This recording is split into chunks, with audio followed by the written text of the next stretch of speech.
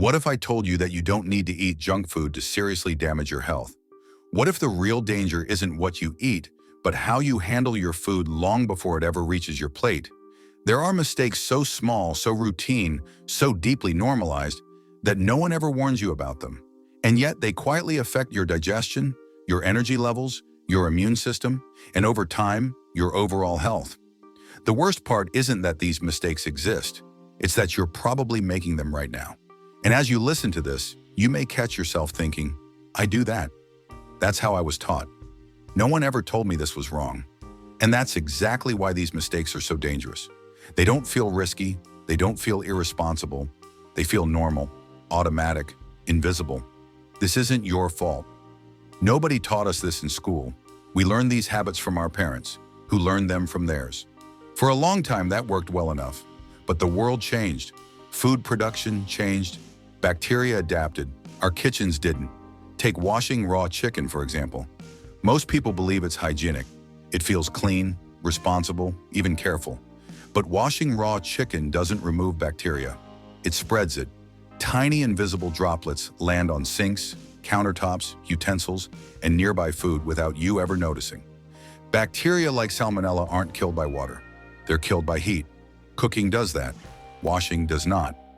Another common mistake is trusting your senses. If food smells fine or looks normal, people assume it's safe.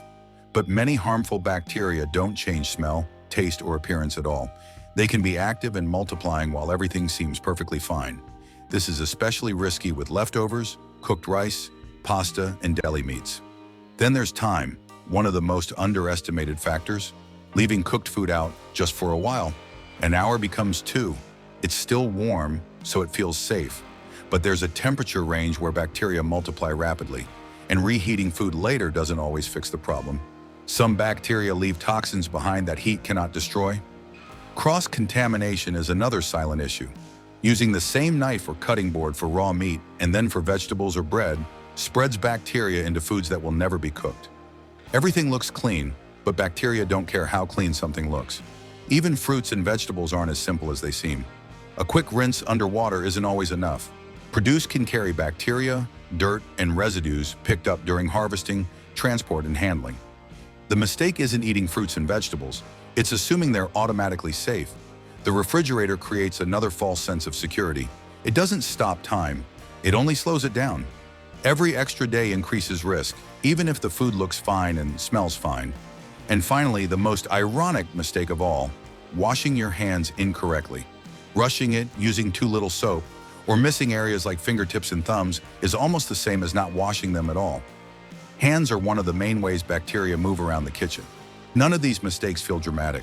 That's why they're dangerous. Health rarely collapses overnight. It erodes slowly, quietly, through small, invisible habits repeated every day. This isn't about fear, it's about awareness. Because once you see these mistakes, you stop living on autopilot. You don't need to obsess. You just need to stop making mistakes you never knew were mistakes. The most dangerous food mistakes aren't obvious. They're invisible. And now that you see them, you can't unsee them.